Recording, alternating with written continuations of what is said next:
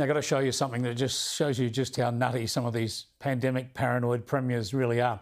Remember, Western Australian Premier Mark McGowan was due to fly to Sydney as part of the Clive Palmer defamation case against him. He's going to have to come to Sydney to attend court. That was due to happen next week, but the court today delayed his appearance to March the 7th, which happens to be just days after the Western Australian border finally opens up. So McGowan's going to be able to fly to Sydney, go to court, and then fly home back into Western Australia without the hassle of 7 days quarantine.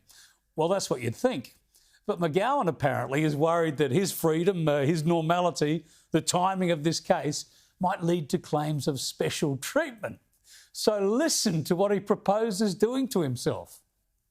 I've decided that I'll still do the quarantine period afterwards, even though I'm not required to, just to remove any argument that somehow this has been manipulated in my favour.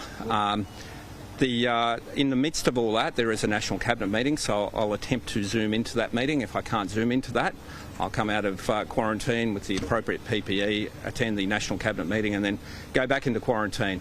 Whilst I'm in quarantine, I'll be working.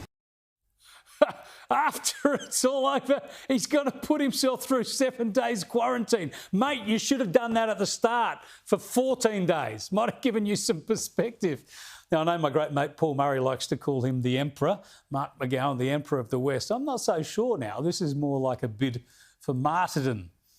Mark McGowan, the martyr of the unnecessary quarantine, a pandemic paranoid premier, isolating for appearances. The trouble is this gives us the impression maybe all of this, from his point of view, maybe too much of it has been for appearances rather than sensible pandemic management.